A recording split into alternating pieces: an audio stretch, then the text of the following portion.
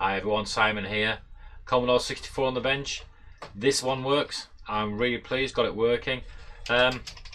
Spacebar's a little bit iffy, a couple of the keys a little bit iffy, so let's have a look inside and see what it's about.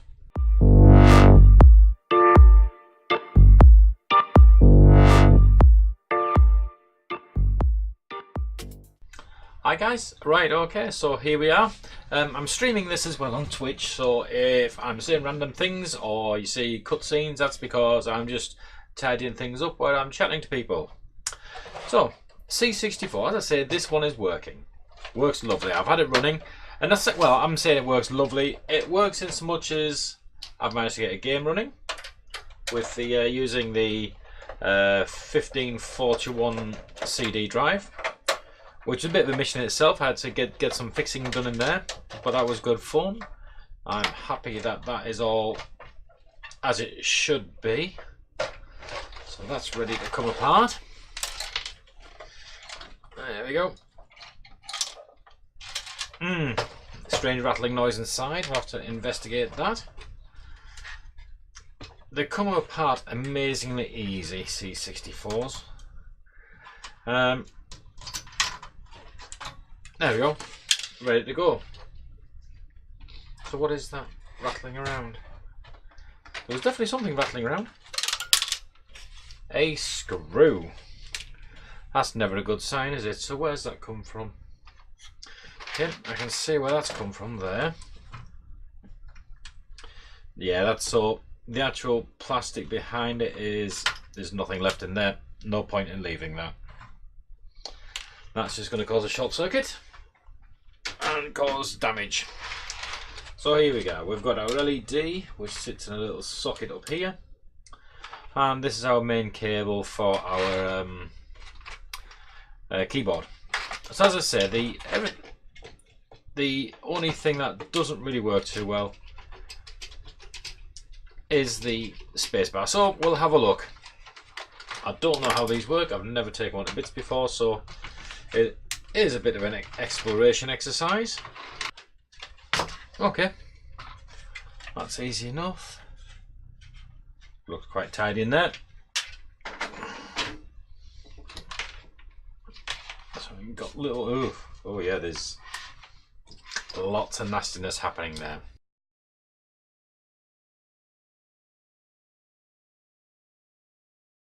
Okay, so on the back here we've got some horrible looking tape. Get rid of that crap. And it's like, I don't know, it's somewhere around about a million. So there's our shift lock. That's, oh wow, that is just so cool.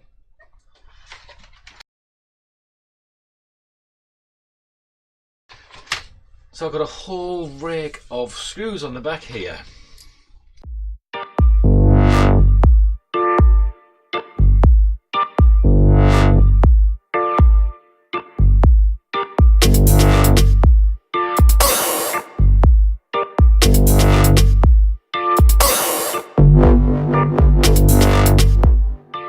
Right, so that's all undone. What's got? Yeah, I've got to undo. I've got to desolder that. Cleaned off. So a bit of leaded solder on here. Just there we go. Lovely. And where's my solder pump? Oh, that stinks like hell.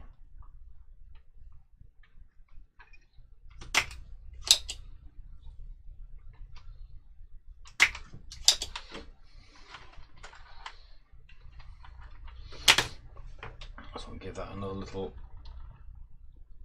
touch. They got really hot really quickly. So let's see what we've got behind there. Okay. Oh, there. And where's our spacebar? So that's our spacebar. So there's our spacebar connectors there. There we go. Pencils. Yeah, when you sit back down, you find it. Okay. So how do you clean these? You literally hit them with your eraser.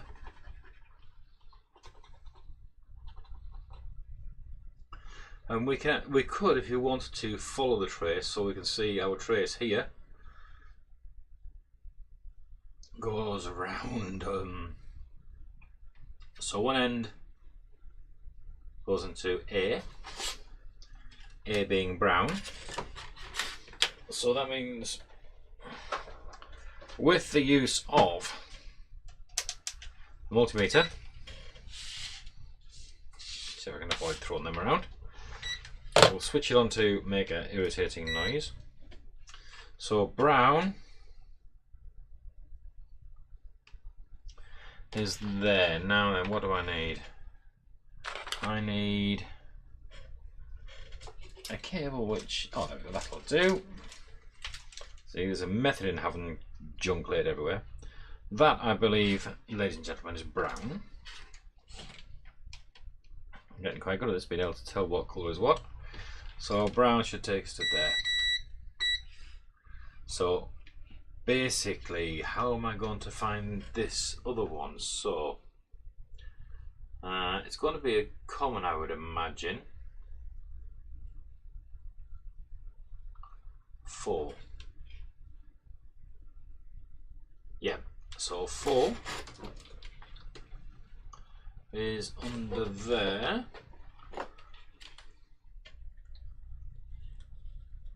I'm going to guess at green.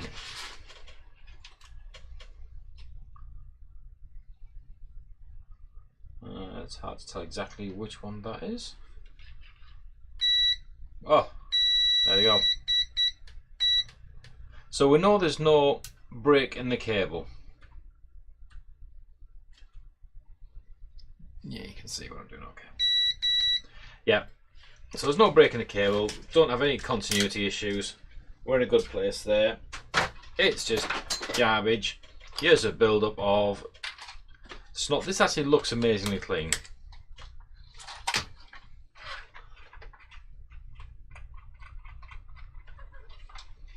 So that will be a carbon pad. So I don't know whether you can get away with, you know, what the best way of cleaning them is, to be honest. So just that one looks a little bit nasty.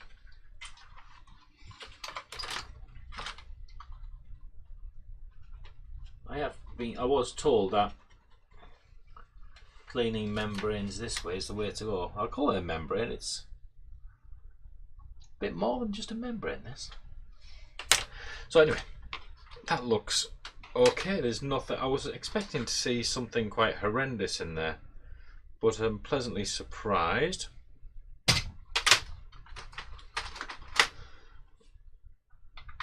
fact, amazingly surprised. Pretty good. So we'll lay it on there, put a couple of screws on. Well, I'm not going to know if it works until I plug the damn thing in, am I really?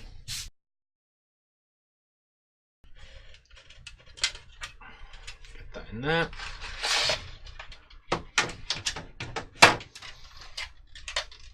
Oh, yeah, I forgot to fix a bit there. So I'll take the keyboard out. You have to desolder the caps lock.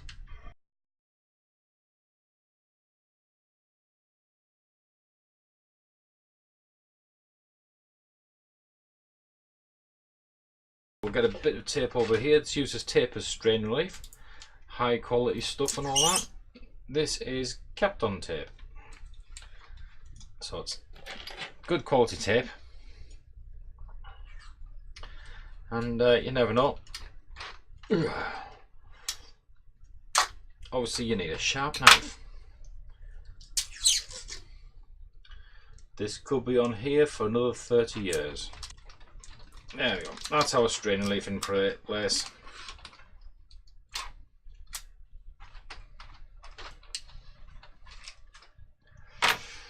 So what have we got going on here? That's all looking okay. Might have a quick look in there actually, because that's where the SID is in there. And that has been causing me some problems because I haven't had any music out of it. So let's see if we can have a look in there.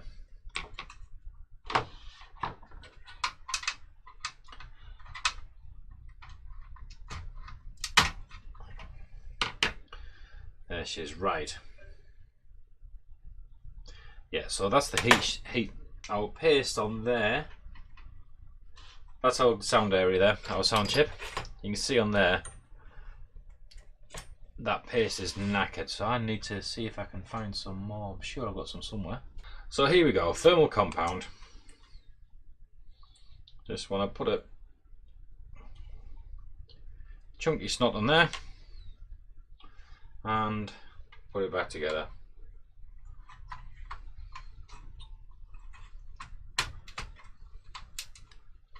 There we go.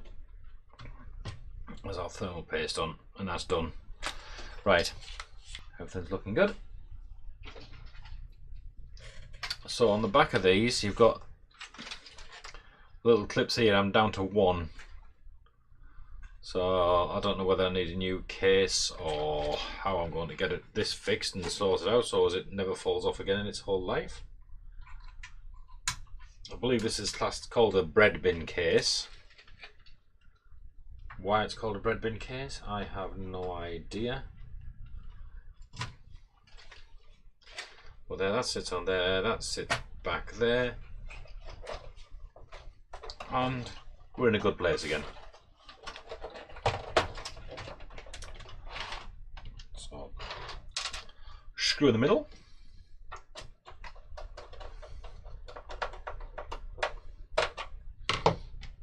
And screw at one edge. Gonna have to find a full set of screws, but then again, this case is about knackered, so I don't know whether it's going to be worthwhile doing. Ooh, that's the end of that. It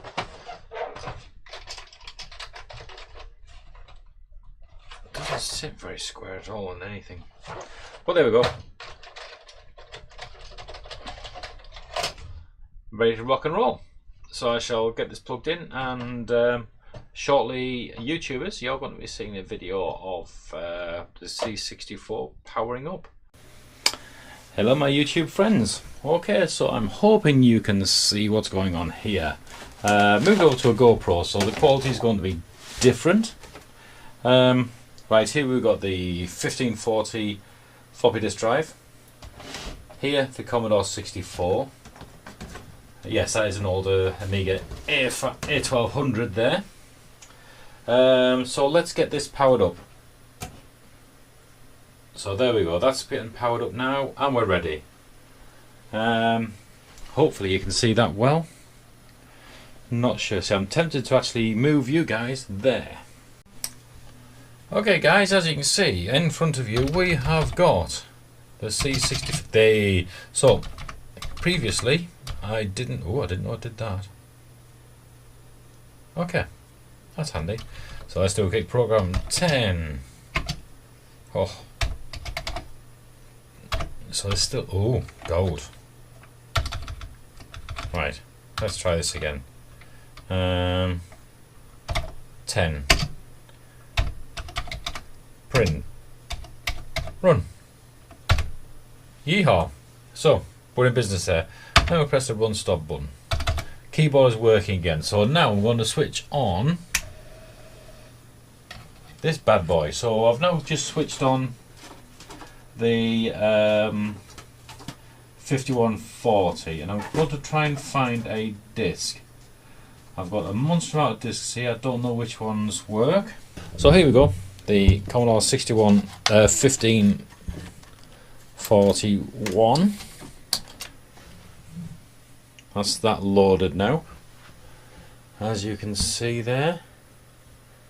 Beast of a machine. That's how I've done a bit of work on there just to get it all cleaned up and tidied up and working. But we'll put you back down over here because the battery's about to go flat. Now I'm going to do a load. That. Start that. 8,1. There we go. So now that's accessing the disk. Searching for a menu. Okay, no idea what we're doing now, so let's do load shift boot, comma 8, comma 1. Searching for boot, we can see the boot, it's done something there. Do we just type run? Error 0, no. So I think it's list. There we go, so we can see list there. So let's load Fred, shall we?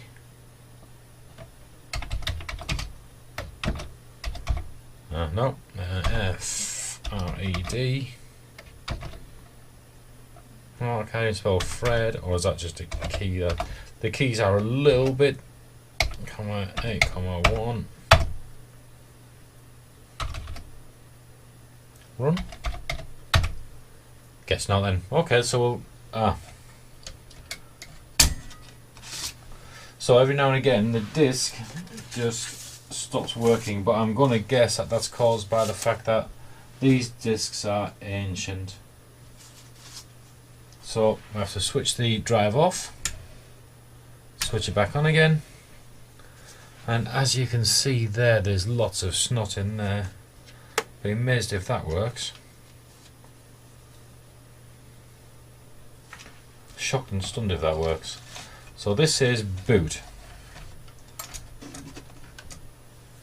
Okay, so load.